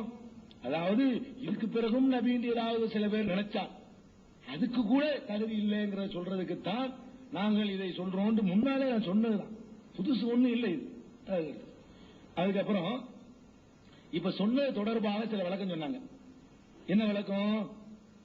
அதாவது மிர்சா சாஹிப் வஹி ரசூல் ஸல்லல்லாஹு அலைஹி வஸல்லம் வஹி வர்றது செய்தி கிடைக்கிறதுக்கு முன்னாடி யூதர்களுடைய அந்த அஹ்ல கிதாபுகளுடைய அந்த நடவடிக்கைகளை எடுத்து நடந்திருக்கிறாங்க. வஹி வந்தவங்க மாத்திக்கிட்டாங்க, கிப்லா மாற்றம், இதுகளை எல்லாம் சொன்னாங்க. இதெல்லாம் உண்டு. ஆனா ஒரு காலத்தில் ரசூல் ஸல்லல்லாஹு அலைஹி வஸல்லம் ஷிர்க் என்ன செய்யல, அஹ்ல கிதாப் பின்பற்றி செய்யல. என்னுடைய பாயிண்ட் என்ன, எதை மிர்சா சாஹிப் ஷிர்க்குண்டாரோ அதை அவரே நம்பி இருக்கிறார். அதான் கேள்வி. ரசூல் ஸல்லல்லாஹு அலைஹி வஸல்லம் அஹ்ல கிதாபை பின்பற்றி சில மசாயில்களில், சில சட்டதிட்டங்களில், சில நடைமுறைகளில் இருந்திருக்கிறார்கள். ஷிர்க்கு ஸுல்முன் அலீம் லா யக்ஃபிரு அன் யுஷ்ரக பிஹி, அல்லாஹ் மன்னிக்கவே மாட்டேன்னு சொல்றானே அந்த ஷிர்க்கை நபி ஸல்லல்லாஹு அலைஹி வஸல்லம் அவர்கள், ஷிர்க்கு நான் சொல்லல, மிர்சா சாஹிப் சொல்றார். என்ன? அதாவது ஈசா அலைஹிஸ்ஸலாம் வானத்தில் இருப்பதாக ஒரு ஷிர்க் அலீம், பெரிய ஷிர்க்கு. அவர் சொல்றாரு வானத்திலிருந்து இறங்குறார் சொல்லி சொல்றாரு. இதுக்கு என்ன செய்யறாங்க, ரசூல் ஸல்லல்லாஹு அலைஹி வஸல்லம் செஞ்சாங்களேங்கிற இதை வந்து தூக்கி போடுறாங்க. ரசூல் ஸல்லல்லாஹு அலைஹி வஸல்லம் செஞ்சாங்களா? முந்தி உள்ள ஆட்களை பின்பற்றி அகல கிதாபை பின்பற்றி ஷிர்கான ஏதாவது செஞ்சாங்கன்னு சொல்லுங்க. இல்லதானே? ஷிர்க்குக்கு தான் இங்க என்னுடைய கேள்வி இருந்துச்சு. எதை அவர் ஷிர்க் என்று நம்பினாரோ அந்த நம்பிக்கை உள்ளத்தில் இருக்கும் பொழுதே இறங்குவார் என்றும் சொல்கிறார் அதே புஸ்தகத்தில். அதுக்கு என்ன சொல்றாங்க? இதுக்கு பதில் அடிபட்டவன அது வேற அர்த்தத்தில் சொன்னான்னு விளக்கம் காட்டுறாங்க. ஆனா அதுல இன்னொரு பயன் எடுத்துறாங்க. வேற அர்த்தத்தில் சொன்ன அங்க சொல்றாரு, நான் எடுத்து காட்டின இசாலே அவகாமல அந்த அர்த்தம் சொன்னேன், அதான் என் அகிதாவா இருந்துச்சுன்னு சொல்றாரு. நீங்க சொல்றீங்க நுசூலுக்கு வேற வேற விளக்கம் எல்லாம் கொடுத்துட்டாருங்க. இப்ப புது பாயிண்ட். இப்ப அடுத்து இன்னொரு முரண்பாடு. இன்னும் இறங்குவார்னு சொல்லிவிட்டீங்க, அப்புறம் இறங்குறதுக்கு ஒரு விளக்கம் தர்றாருங்க. என்ன விளக்கம்? இறங்குதல்னா இரும்பு இறக்கணும்டா இறங்குன்ற அர்த்தம், ஆளை இறக்கணும்டா இறங்குன்ற அர்த்தம், அந்த அர்த்தம் தான் வச்சுக்கணும்னு அந்த நுசூலுக்கு ஒரு விளக்கமும் கொடுத்துட்டாருங்கிறீங்க. அப்படி சொல்லிட்டாரே. ஆனால் இங்க இந்த வாக்குமூலத்துக்கு என்ன சொல்றீங்க? கடைசியா கொடுக்கிற வாக்குமூலம், நான் ஆரம்பம் முதல் மற்றவர்கள்லாம் எந்த நம்பிக்கையில் இருக்கிறாங்களோ அதுலதான் இருந்தேன், ஈசா அலைஹிஸ்ஸலாம் வருவார்கள் என்பதுதான் என்னுடைய நம்பிக்கையா இருந்தது, அதுலதான் நீடித்தேன் அப்படிங்கிறாரு. இன்னொன்னு சொன்னீங்க, அதுல ஒரு பாயிண்ட் முரண். நபி ஸல்லல்லாஹு அலைஹி வஸல்லம் வந்து வஹி வர்ற வரைக்கும் தான் அப்படி செஞ்சிருப்பாங்க. அந்த சில மசாயில்கள்ல கூட வஹி வந்தவனை செய்ய மாட்டாங்க. இவர் வஹி வந்தவனை, அதாவது நீ தான் ஈசாண்டு இவருக்கு வஹி வந்துருச்சு, அவர் வாதப்படி வஹி வந்தவனை என்ன செய்யறாரு? ஷிர்க்ல இருக்காங்கிறார். அவாம்கள் இருக்கிற அந்த கொள்கை தான் ஷிர்க். வானத்திலிருந்து இறங்குவார்னு சொல்ற ஷிர்க். இவர் என்ன சொல்றாரு? எனக்கு வஹி வந்துருச்சு, ஆனாலும் நான் என்ன செஞ்சேன்? ஷிர்க்ல தான் இருந்துகிட்டு இருந்தேன். இதுதான் என்னுடைய கேள்வி. நல்லா வழங்கணும். நான் கேட்ட கேள்வியை வந்து நீங்க மாத்தி விட்டு போறதுனால மக்களுக்கு புரியாம போயிடாது. நான் என்ன கேட்கிறேன்? அவர் ஒரு புஸ்தகத்தில் ஈசா அலைஹிஸ்ஸலாம் வானத்தில் இருப்பதா சொல்லும் ஷிர்க் என்கிறார். கேள்வி நல்லா வழங்கணும். அதே புஸ்தகத்தில் இறங்குவார் என்கிறார். ஷிர்க் என்று தெரிந்து கொண்டேன் முன்னாடி சொல்லிட்டு பின்னாடி. ஒரு புஸ்தகத்தினுடைய ஆரம்பத்தில் ஒன்றை ஷிர்க் என்கிறார், அதே புஸ்தகத்தினுடைய இன்னொரு இடத்தில் அதை நான் சொல்றேங்கிறார். இன்னொரு மூணாவது இடத்துல சொல்கிறார் என்னுடைய நம்பிக்கை அதுதான், நான் அப்படிதான் நினைச்சுக்கிட்டு இருந்தேன். எனக்கு வந்து எப்போ நினைச்சுக்கிட்டு இருந்தேன்? வஹி வந்தவனே நினைச்சுக்கிட்டு இருந்தேன். நபி ஸல்லல்லாஹு அலைஹி வஸல்லம் கிப்லா மாத்தக்கூடிய வஹி வந்தவன அந்த பைத்துல் முகத்தஸ் பக்கமே இருந்தாங்களா? ரசூல் ஸல்லல்லாஹு அலைஹி வஸல்லத்துக்கு வஹி வந்த பிறகு அதனால நினைச்சாங்களா? அதான் என்னுடைய கேள்வி. என்னுடைய கேள்வியை விளங்கி நீங்க பதில் சொன்னா போதும். அதுக்கப்புறம் யூசுப் அலைஹிஸ்ஸலாத்துடைய அந்த சம்பவத்துக்கு அல்லாஹ் அஹ்ஸனுல் கஸஸ், அழகான வரலாறுன்னு சொல்றான். இதுல இப்ரத்து படிப்பினை இருக்குது அப்படின்னு சொல்றான். யார் இல்லன்னா படிப்பினை இருக்குது. நம்ம கேட்ட கேள்வி என்ன? என்ன கேட்ட கேள்வி? நீங்க சொன்னீங்க மிர்சா வந்து தன்னை கடவுளாக பார்த்திருக்காரு. கனவுல கடவுளாகவே பார்த்திருக்காரு. கனவுல கடவுளா பார்த்திருக்காரு. எப்படிலாம் பார்த்திருக்காரு? வானத்தை படைச்சதாக, அவரே படைச்சதாக, ஆதம கூட அவரே படைச்சதாக, பூமியை படைச்சதாக, சூரிய சந்திரன் அவரே படைச்சதாக, நட்சத்திரங்களை தானே படைச்சதாக, இப்படிலாம் கனவு கண்டிருக்கிறார். இந்த மாதிரி எந்த நபியாவது கனவு கண்டதுண்டா? இதான் கேள்வி. இந்த கேள்விதான். யூசுப் அலைஹிஸ்ஸலாம் விஷயத்தை நான் சொல்லிட்டேன். அது வந்து சைதாவுக்கு பணிவுண்டு அர்த்தம் இருக்குது. வணக்கம் படைத்தேன் தாவீல் செய்ய முடிகிற ஒரு வார்த்தை. இதுக்கு என்ன விளக்கம் உங்களுக்கு சொல்ல முடியும்? நானே படைத்தேன், வானத்தை நானே படைத்தேன். அல்லாஹ் அது எப்படிதான் பாக்குறாரு பாருங்க. சும்மா அப்படி தற்செயலா பார்க்கல, தன்னை ஒரு இழந்தாராம். இன்ன அதம் துபி குல்லி உஜூதி, முழுமையாக நான் இழந்து போயிட்டேன், நானே இல்ல, அல்லாஹ் நுழைந்து விட்டான். இப்ப நான் அல்லாஹ் நினைச்சு பாக்குறேன், அப்படியே நான் தான் படைச்சதும் அவன் நான் செஞ்சதெல்லாம் எனக்கு நினைவுக்கு வருது. இப்படிப்பட்ட ஒரு கற்பனைக்கு, இப்படிப்பட்ட ஒரு கனவுக்கு முன்னுதாரணம் காட்டுங்க. இது கனவை வந்து எழுதி வைத்ததன் மூலம் அவருடைய எண்ணம் என்ன? இது ஒரு தவறான கனவு நினைச்சு ஒரு விட்டுருந்தா விஷயம் வேற. இதை தன்னுடைய நூல்ல அவரை நபின்னு நினைக்கக்கூடிய நீங்க எல்லாம் படிக்கக்கூடிய ஒரு நூல்ல எழுதி வைத்தால் அவரை பற்றி இப்படி ஒரு இமேஜ் ஏற்படணும் என்பதை தவிர வேறு என்ன நோக்கம் இருக்க முடியும்? இதுதான் நான் கேட்ட கேள்வி. அதனால பதில் இதுக்கு தான் நீங்க சொன்னீங்க. இதுக்கு சொன்ன பதில் அது பொருத்தமுடையதா இல்ல. அது நல்ல கவனத்தில் வச்சுக்கணும். ஈசா அலைஹிஸ்ஸலாம் விஷயமாக அவர் சொன்னதற்கு நீங்க பதிலே சொல்லல, நல்லா விளங்கிக்கணும். ஏன்னா அவர் முதல்ல ஷிர்க்குன்றார். நான் அந்த அடிப்படையெல்லாம் கேட்கிறேன். முதல் ஒன்றை ஷிர்க்குங்கிறார், அதை மறுபடி சொல்றார். அதுக்கு வேற அர்த்தம் கொடுக்கலாமான்னு யோசிச்சு பார்த்தோம்னா இல்ல இல்ல, உண்மையில இறங்குவாங்க அர்த்தத்தெல்லாம் நான் சொல்லிட்டு இருக்கிறேன். எப்பவும் சொல்றேன், வகி வந்த பிறகும் சொல்லிட்டு இருக்கிறேன். ஏன் அப்படி சொல்றேன்? மக்களை பின்பற்றி சொல்லிட்டு இருக்கிறேன். வகி வந்த பிறகும் சொல்றான், நீ தான் ஈசாண்டு வகி வந்துருச்சான். அதுக்கு பிறகு அந்த ஷிர்கான கொள்கையில் இருக்கிறேன். எந்த நபியாவது ஒரு விஷயம் ஷிர்க்குன்னு தெரிஞ்சு செஞ்சாங்களா? தெரிஞ்ச அந்த ஷிர்கில் நீடிச்சாங்களா? நபி ஷிர்கில் நீடிப்பாரா? நபிமார்களுடைய தகுதியில் அளந்து பார்க்க சொல்றீங்களே, நபிமார்கள் ஷிர்கில் நீடிப்பாங்களா? ஷிர்குன்னு தெரிஞ்ச பிறகு நீடிப்பாங்களா? ஒருவர் நானே ஷிர்கில் நீடித்தேன், நபியா இருக்கும் போல நுபுவத்துடைய ஜமான்லயே நான் ஷிர்க் செய்து கொண்டிருந்தேன், அல்லாஹ் மன்னிக்க மாட்டானே. திருடல, பொய் சொல்லல, விபச்சாரம் செய்யல, இதெல்லாம் மன்னிச்சிருப்பாங்க. ஷிர்க் கவனத்தில் வைக்கணும். எதை அல்லாஹ் மன்னிக்க மாட்டேனோ அந்த மாபாதகத்தை நபியா இருக்கும் போது நான் செய்து கொண்டிருந்தேன் வாக்கு மூலம் எதை காட்டுது உங்களுக்கு? ஒரு நபி இல்லைன்னு காட்டுதா இல்லையா? நபியா இருக்க முடியாது, கடுகளவு சாத்தியம் இல்லைங்கிறத இதுல காட்டு. அதான் என்னுடைய கேள்வி. கவனத்தில் நீங்க வச்சுக்கிட்டீங்களா சரியா வந்துடும். அப்புறமேலே பூசா சொன்னதுக்கு மஞ்சள் அடக்கி சொல்லல, அப்புறம் வேற இன்னும் சிலதெல்லாம் சொல்லியிருக்கிறாரு. இன்ஷா அல்லாஹ் அதை நம்ம என்ன செய்வோம், வேற கேள்விகள் நீ பதில் சொல்லுங்க. உட்கார்ந்து சொல்லுங்க. நீங்க நின்றா வேற மாதிரி, நின்றா வேற மாதிரி.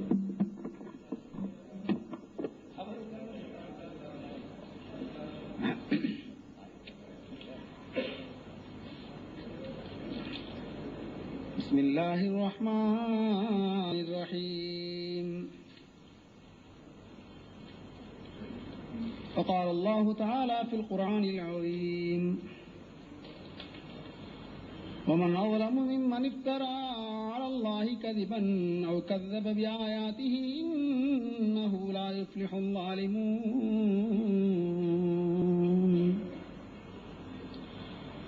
اللهم صل على محمد وعلى آل محمد كما صليت على آل إبراهيم إنك حميد مجيد. اللهم بارك على محمد وعلى آل محمد كما باركت على آل إبراهيم إنك حميد مجيد. அன்பிற்குரிய சகோதரர்களே, புதுசா சில வார்த்தைகள் எடுத்து வைத்ததற்கு அதை மிக தெளிவாக நீங்கள் சொல்வது போல் இல்லை என்பதை மிக தெளிவாக சொன்னார். மீண்டும் மீண்டும் பழைய விஷயங்களைத்தான் மடக்கி சொல்லிட்டு இருக்கிறாங்க. அதுக்கு கூட நம்ம உமர் சாஹிப் அவர்கள் அந்த லானத்துன்னு சொன்னதுக்கு அந்த மிர்சா பாய் அவர்கள் அந்த சொன்ன உணர்வுகளை இவங்களால புரிஞ்சிக்க முடியாது அப்படிங்கிற கூட ஒரு வசனத்தை எடுத்து வச்சாங்க.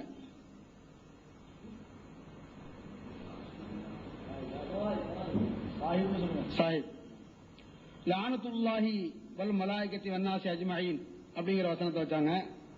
ஃபபிஐ ஆலாய ரப்பிக்குமா துகதிபான் இப்படின்னு அல்லாஹ் தஆலா பல இடத்துல குர்ஆன்ல சொல்லலையா? இது போல லானத்துன்னு ஆயிரம் எடுத்தோம் இந்த கருத்துல சொல்ல வர்றாங்க.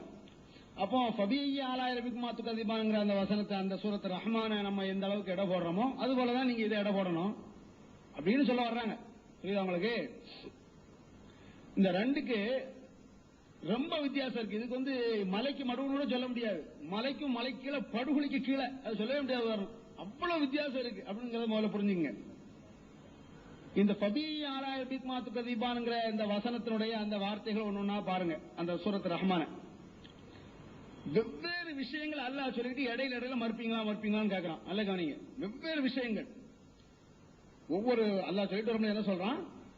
மரஜல் பஹரைன் யல்தகியான் பைனஹுமா பர்ஸகுன் லா யப்கியான் ரப்பு ஸமாவ இப்படியே சொல்லிட்டு ஒன்னொன்னா வெவ்வேறு விஷயங்களை சொல்லிட்டு உங்களால மறக்க முடியுமா? ஃபபிஐ ஆலாய ரப்பிக்குமா துகதிபான் யாரா இதை மறக்க முடியும் இப்படின்னு அல்லாஹ் கேட்கிறான்.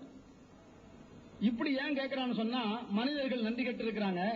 இப்படி எல்லாம் அல்லாஹ் செய்திருக்காங்கடா உங்களுக்கு, இதை உங்களால மறக்க முடியுமா? நன்றி கட்டவங்களை வலாக்கின் அக்ஸரன் நாஸி லா யஷ்குரூன் என்கிலும் மனிதர்கள் அதிகமானவர்கள் நன்றி கட்டவர்கள் தான் அப்படிங்கிறான்.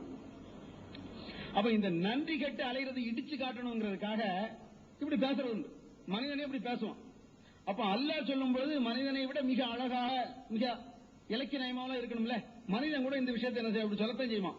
ஒரே வார்த்தையை சொல்லுவான், வெவ்வேறு விஷயங்களுக்கு இடையில ஒரே வார்த்தைய வெவ்வேறு விஷயங்களுக்கு இடையில சொல்லுவாங்கிறதுக்கு விளங்கணுங்கிறதுக்கு ஒரு உதாரணம் சொல்றேன். விளங்கணும்ல, புரியணும் அதுக்காக.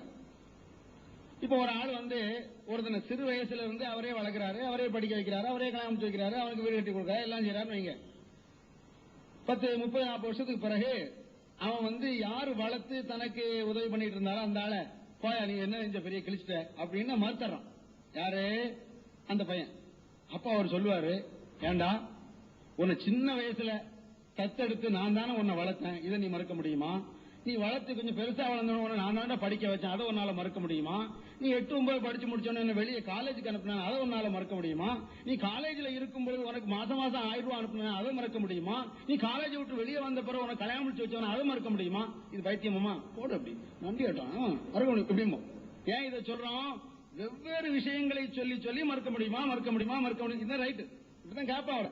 நன்றி கட்டு அலைஞ்சான்னு சொன்னா நன்றி கட்டு அலைகிறதுக்கு அவனுடைய வெவ்வேறு காரியங்கள் ஒன்னு சொல்லி மறக்க முடியுமா மறக்க மாட்டா நீ நன்றி கட்டாங்க சொல்றது உண்டு. இது போல நல்லா சொல்றான். உனக்கு அதை தெரியலையா, உங்களுக்கு இந்த உலகத்தை படைக்கலையா, அல்லாஹ் ரப்பு சமாவாத்து வல்லலுங்க உங்களால மறக்க முடியுமா, அல்லாஹ் வல்லம் இப்படி ஒன்னொன்னா சொல்லிட்டு வர்றான். இது மாதிரி லானத்துங்கிறது அப்படித்தாங்கிறாங்க. ரொம்ப ஆச்சரியமா இருக்கு. கொஞ்சம் கூட நினைச்சு பார்க்க முடியலைங்க. கொஞ்சம் யோசிச்சு பாருங்க. இந்த லானத் சமாச்சாரம் எப்படி இருக்கு தெரியுமா? இப்ப அந்த உதாரணத்திலே சொல்றேன். மாசம் 1000 ரூபாய் அனுப்பினல அதை உன்னால மறக்க முடியுமா? இப்படி மறக்க முடியுமான்னு வரலாம். இந்த 1000 ரூபாய் அனுப்பினு சொல்ற வேண்டிய இடத்துல ஏண்டா இந்த 1000 ரூபாய் உனக்கு அனுப்பினு சொல்றது ஈஸி. ஒரு ஆளுக்கு நான் கடன் கேட்கிறேன், ஒரு 1000 ரூபாய் தாங்க அப்படின்னு கேட்போம். 2000 ரூபாய் தாங்க எப்படி கேட்போம். 1 ரூபாய் தாங்க, 2 ரூபாய் தாங்க, 3 ரூபாய் தாங்க, 4 ரூபாய் தாங்க, 5 இப்படி சொன்னா என்னங்க கேட்போம்? இப்படியே வருது வசனம் அல்ல, அப்படியே சொல்றான். கொஞ்சம் யோசிச்சு பாருங்க. விளங்கணுங்கிறக்கா சொல்றேன், சிரிக்கிறது கிடையாது. இது எந்த நிலைமையில கொண்டு போய் விடும்? 1 ரூபாய் தாங்க, எல்லாத்தையும் அப்படித்தானே ஆகும். இப்படி சொன்னா அவன் என்ன சொல்ல நினைப்பான்? 1 ரூபாய் தாங்க, 2 ரூபாய் தாங்க, அதுல வேற லானத்து அல்ல ஆனத்து இடையில அந்த லானத்துன்னு அர்த்தம் இருக்கு. அல்ல ஆனத்துன்னு அங்க வருது. அப்ப அது போல 1 ரூபாய் தாங்க, 2 ரூபாய் தாங்க, 3 அந்த 1 ரூபாய் தாங்க, 4 அந்த 1 ரூபாய் தாங்க. என்ன அவன் யோசிச்சு பாருங்க. இது கொண்டு சூரத்து ரஹ்மான் டச் பண்ணீங்களா? ரஹ்மான் அல்லமல் குர்ஆன்ங்கிறதுக்கு எப்படி உங்களால முடியுது? ஆச்சரியமா இருக்கு எனக்கு. எப்படி இவங்க இது திருப்பி இது இப்படியே சொல்லிட்டு 30-40 சொல்லலையா, சுப்ஹானல்லாஹ் சொல்லலையா? ரசூலுல்லாஹ் சொன்ன இடத்துல விட நீங்க சுப்ஹானல்லாஹ் நிறைய சொல்லுங்க, 1000 இடத்துல சுப்ஹானல்லாஹ் சொல்லுங்கறான். இங்க கூட பாருங்க, லானத்துல்லாஹி அலைஹி வல் மலாயிகத்தி வன்னாஸ் அஜ்மஈன்ங்கறதுல கூட அல்லாஹ்வுடைய லானத்து அனைவர்களின் மீதும் விழுந்து விட்டது. அல்லாஹ்வுடைய சாபம் அனைத்து மக்களுடைய லானத்து அப்படின்னு இதுல வருது. வன்னாஸ் அஜ்மஈன். ஆமா, அனைத்து மக்களுடைய லானத்துங்கிற வார்த்தையில இருந்து என்ன விளங்கிறோம்? ஒட்டுமொத்தமா அந்த வார்த்தையை குறிக்கணும், மொத்தமா சொல்றோம்னு விளங்குது இல்ல? இதை நீங்க உங்க பாணியில, அந்த லானத்து உங்க பாணியில மிர்சா சாஹிப் எழுதிருக்காங்கல்ல, அந்த பாணியில் நீங்க வச்சு பாருங்க என்ன ஆகும். ஆதம் அலைஹிஸ்ஸலாம் ஆரம்பிக்கணும். ஆதமுடைய ஆதம் இப்படி ஒவ்வொரு சொல்லி பாருங்க.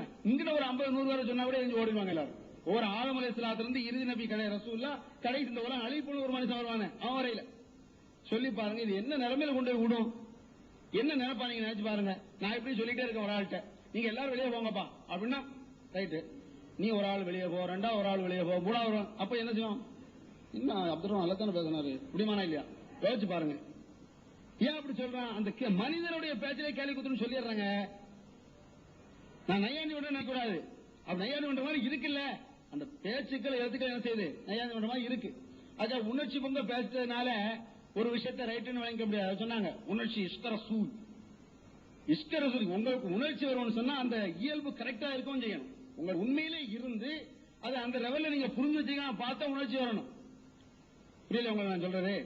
என்கிட்ட உண்மையிலே ஒரு செயல் இருக்கணும், என்னுடைய உணர்ச்சி நான் எதை நம்பி இருக்கேனோ அதுக்கு ஒழுங்கா கரெக்டா வரணும். அந்த உணர்ச்சி எங்க வாப்ப மேல நான் மரியாதை வச்சிருக்கேன் அப்படின்னு வச்சுங்க, புரியுறதுக்கு.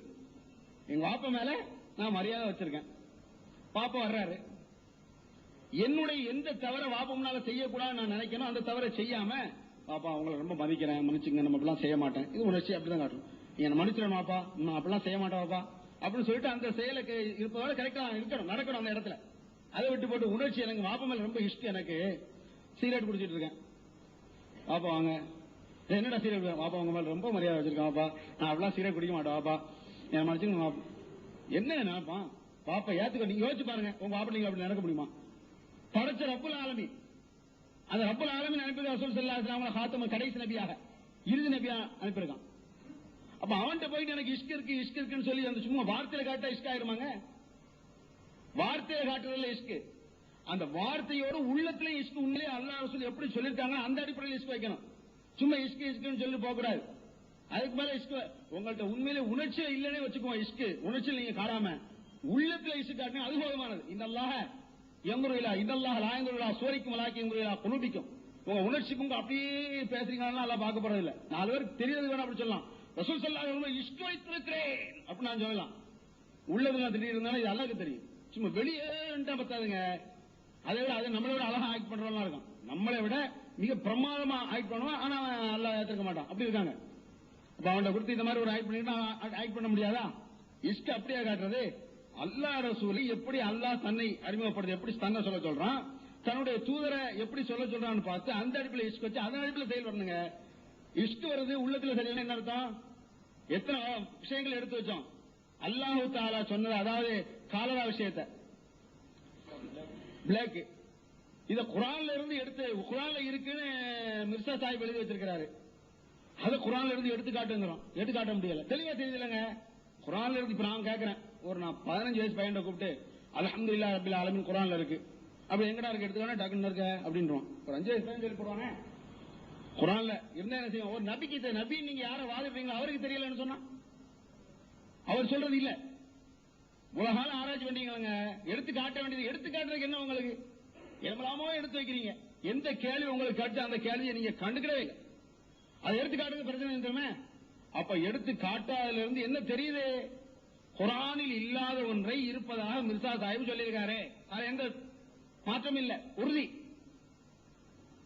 குர்ஆனில் இல்லாத ஒன்றை இருப்பதாக மிர்சா சாஹிப் அவர்கள் சொல்லியிருக்கிறார் என்பதில் மாற்றமில்லை. அப்ப குர்ஆனில் இல்லாத ஒன்றை இருப்பதாக சொன்னவர் யார்? அல்லாஹ் சொல்லாத ஒன்றை சொல்லியதாக ஒருவன் சொன்னால் என்ன நிலைமை? ஒமன் அவ்வளவு மிம்மன் இஃப்தரா அலல்லாஹி கதிபன், எவன் அநியாயக்காரன்? அல்லாஹ் கேட்கான். ஒமன் அவ்வளவு மிம்மன் இஃப்தரா அலல்லாஹி கதிபன், அல்லாஹ்வின் மீதே பொய்யை இட்டு கட்டுகிறானே அவனை விட மிக பெரும் அக்கிரமக்காரன் யார்? அல்லாஹ் கேட்கிறான்.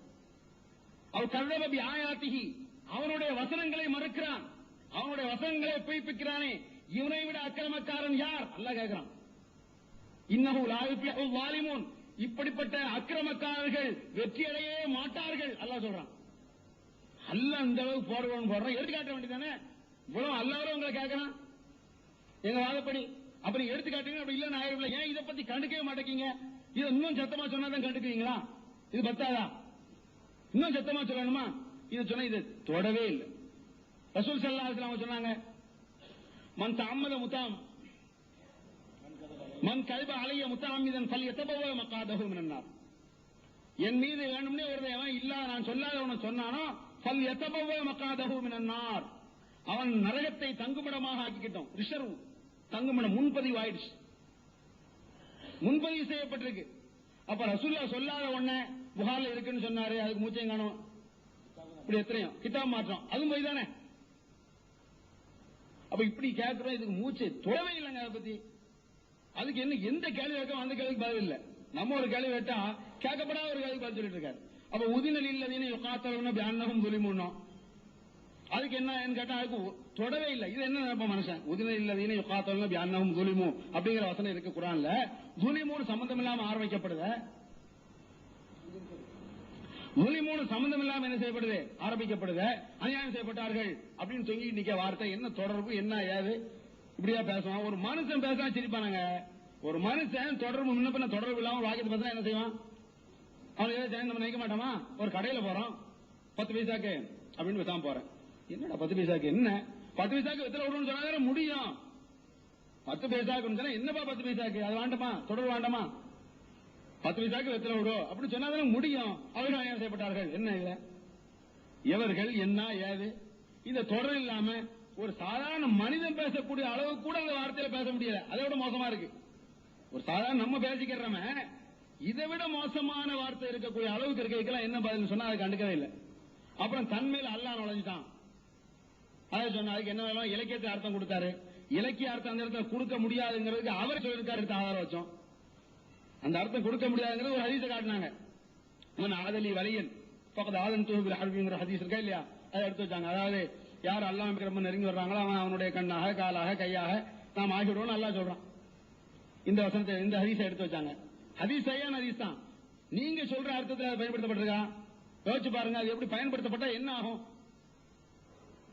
எதையும் செய்து போயிடலாமங்க. அல்லாஹ் தன்னுடைய நெருக்கத்தை காட்டுவதற்காக அல்லாஹ் மீது ஒரு பிரியம் வச்சுட்டான்னு சொன்னா அவன் எந்த அளவுக்கு நெருக்கமாயிடுறாங்கிறதுக்காக அப்படி சொல்லப்படுது. நெருக்கத்தை காட்டுவதற்காக அப்படி சொல்லப்படுறதான். அதுக்கு அவன் அல்லாஹ் முடியுமா? இதா சாதனி அப்படி பாத்தைத்து, அதையும் சொல்லிடுறாங்க, ரசூல் ஸல்லல்லாஹு சொல்லிடுறாங்க அந்த இடத்துல, அதே ஹதீஸ்ல. என்னுடைய அடியான், அதுக்காக அவன் இப்படி சொல்லிட்டே வரும்ல, அதுக்காக அவன் அல்லாஹ் ஆயிரம் நினைச்சுக்கிட்டாங்க. அந்த இடத்துல எவ்வளவு கவனமா சொல்றாங்க ரசூலுல்லாஹ். இப்படி கேட்டா என்னுடைய அடியான் என்னிடத்தில் கேட்டால் நான் கொடுப்பேன் அப்படி ரசூலுல்லாஹ் சொல்றாங்க அல்லாஹ் பற்றி. அப்ப இதுல இருந்து அது நுழைஞ்சிருவா, நீ தப்பா விளங்கிட கூடாது. இந்த மாதிரி நுழைஞ்சுக்கிட்டு ஈசா அலைஹிஸ்ஸலாத்து வஸ்ஸலாம் அவர்கள் இன்றும் உயிரோடு இருக்கிறார்கள் அல்லாஹ்விடத்தில் நாங்க சொல்றோம், இது அறிவுக்கு பொருந்தல. மைய தொழிச்சு தொப்பில விட்டு ஜிப்பால விட்டுச்சான், இது அறிவுக்கு பொருந்தா எப்படிங்க? அல்லாஹ் சொல்றது அறிவுக்கு பொருந்தல, மை தொழிச்சது அறிவுக்கு பொருந்தது. என்ன இது உங்களுக்கு எப்படி ஜீர்ணிக்க முடியுது? கொஞ்சம் யோசிச்சு பாருங்க. திருப்பி திருப்பி நாங்க ஏத்தம் சொல்லணும்னு வாக்கியா? இதை நெருக்கத்தை காட்டுவதற்கு ஒண்ணு சொன்னா அதுல இதைத்தான் வழங்க முடியுங்கிறீங்களா? ஒரு மனுஷன் சொல்லுவானுங்க, ஒரு மனுஷன் எங்க 2 பேருக்கு, நாங்க 2 பேர் இருக்கணும், எங்க 2 பேரும் நெருக்கத்தை காட்டுறதுக்கு ஒரு மனுஷன் சொல்ல மாட்டானா? என்ன ஒரு ஆள் சாப்பிட கூப்பிடுறாரு, நான் சொல்லுவேன் நெருக்கத்துக்கு, அது நான் வந்தா என்ன, அவர் வந்தா என்ன, அவரை கூட்டு வைப்பா, அவ்வளவு நெருக்க நாங்க அப்படிமோ. இதை வச்சுக்கிட்டு வேற பேச முடியுமாங்க? 2 பேரும் நெருக்கத்தை காட்டுறதுக்கு நான் வந்தா என்ன, அவன் வந்தா என்ன, அவரை கூட்டு போன்னு சொல்லுவான். அவன் மனைவி கூப்பிடுறான் வாங்கலான்ட்டு, நெருக்கத்தை காட்டுறதுக்கு அதை சொல்ல முடியுமாங்க? கொஞ்சம் யோசிச்சு பாருங்க. எதுக்கு சொல்லப்படுதுன்னு யோசிங்க. சும்மா சொன்ன கதையே திருப்பி திருப்பி திருப்பி திருப்பி அதே சொல்லிங்க, அதுல உள்ள ஓட்டையை சொல்லியாச்சு, அது எந்த அளவுக்கு அது பயனற்றது, ஒரு ஒண்ணுமே இல்லங்கிறத தெளிவா சொல்லியாச்சு, அதை கண்டுக்கவே மாட்டேங்கிறீங்க. அடுத்து முன் வாழ்க்கை பற்றி திருப்பி அதை சொல்றீங்க. முன் வாழ்க்கை பாத்தீங்களா? அது எவ்வளவு தெளிவா விளக்கியாச்சு. ஒரு ஆள் முன் வாழ்க்கை மட்டுமில்ல பின் வாழ்க்கை மிக முக்கியமா பார்க்கப்பட வேண்டிய ஒண்ணுதான் அப்படின்னு சொன்னாரு. அது நீங்க தொடவே, அப்ப பின் வாழ்க்கை எவ்வளவு மோசமா இருந்தாலும் பரவாயில்லங்கிறீங்களா? அதே சொல்லுங்க. மிர்சா சாஹிபுடைய பின் வாழ்க்கை மோசம் இருக்கலாம், பிரச்சனை இல்ல, முன் வாழ்க்கை தான் பார்க்கணுங்கிறீங்களா? முன் வாழ்க்கை பாக்குறானா பின் வாழ்க்கை அதை விட நல்ல இருக்கும் நம்பிக்கையில தான் பார்ப்பான். சொல்ல போனா பின் வாழ்க்கை தான் மிக முக்கியமா கவனிக்கப்படும். ரசூல் ஸல்லல்லாஹு அலைஹி வஸல்லம் அவங்க முன் வாழ்க்கையை அவ்வளவு கவனிச்சிருக்க மாட்டான், பின் வாழ்க்கையை தான் ரொம்ப கவனிப்பான். இறை தூதங்கிற ஏதாவது ஒரு தப்பு வராடா, ஏதாவது ஒரு தவறு செய்ய மாட்டாரா, பிடிக்க மாட்டோமா, அமுக்க மாட்டோமா, பின் வாழ்க்கை தான் உன்னிப்பா கவனிப்பான். அவர்தான் முன் வாழ்க்கையை ரொம்ப கவனிப்பாங்களோ? பின் வாழ்க்கையை உன்னிப்பா கவனிப்பான். முன் வாழ்க்கையை கவனிக்கப்பட்டு நம்பிக்கை வந்த பிறகு பின் வாழ்க்கையை நம்புவான். ஒரு மனுஷன் கல்யாணம் தான் முதல்ல கல்யாணம் பண்ணிக்க வேண்டியிருக்கு, எப்படி பார்ப்பான்? முன் வாழ்க்கையை பார்ப்பான். குடிக்கல, தப்பு செய்யல, விசாரம் இல்ல, மோதம் செய்யல, நல்ல பையன், முன் வாழ்க்கை வச்சு கல்யாணம் முடிச்சு வச்சிடறோம். அவன் கல்யாணம் முடிச்சு வச்சு இல்ல, முன் வாழ்க்கை தானே பார்த்தேன், இன்னும் நான் குடிப்பேன், பின் வாழ்க்கை எப்படினாலும் இருப்பேன், இனிமே எவ்வளவு அசிங்கம்னாலும் போவேன். அப்படி போயிட்டானா என்ன சொல்லுவான்? குடிக்க மத்த ஆரம்பிச்சு கல்யாணம் முடிக்க நடிச்சுல இருக்கான் அப்படிமோ. பின் வாழ்க்கையில மோசமாயிட்டா என்ன சொல்லுவான்? கல்யாணம் முழிக்க முந்தி படு மோசமா தான் இருந்திருக்கான், கல்யாணம் முடிச்ச போது என்ன செஞ்சிருக்கான், செம ஃப்ராட் பண்ணிருக்கான், நடிச்சிருக்கான் அந்த படம் அப்படின்னு நம்ம சொல்லுவோம். அப்ப பின் வாழ்க்கை மோசமா இருந்தா என்ன சொல்லணும்? முன் வாழ்க்கையில் நடிச்சிருக்காங்க அப்படில வரும். இன்னும் முன் வாழ்க்கையில தொங்கிட்டு நிக்கிறீங்க, என்ன முன் வாழ்க்கை? அப்ப பின் வாழ்க்கை எப்படி பண்ணாலும் பரவாயில்லையா? யோசிச்சு பாருங்க. இந்த கதையை திருப்பி திருப்பி விடாதீங்க. அப்போ அல்லாஹ், அதாவது குர்ஆன் அடிப்படையில, ஹதீஸ் அடிப்படையில நாம தெளிவா நிரூபிச்சிட்டோம். ரசூல் ஸல்லல்லாஹு அலைஹி வஸல்லம் அவர்கள் இறுதி நபின்னு முந்தைய அமர்ல நிரூபிச்சிட்டோம். இதை ஏன் இப்ப பேசுறோம்? அப்ப தன்னை நபின்னு சொல்லி சம்பந்தம் இல்லாம ஒரு ஆள் சொல்றானா, எவ்வளவு பொய் சொல்லியிருப்பாரு அந்த ஆளு. இதை ஏத்துக்க முடியுமா? உங்க ஏத்துக்கிறதா? உங்களுக்கு கொஞ்சமா ஈமான் இருந்தா இப்படி நீங்க சொல்லுவீங்களா அப்படின்னு உணர்த்துக்காக நாங்க சொல்றோமே தவிர வேற ஒண்ணும் இல்லை.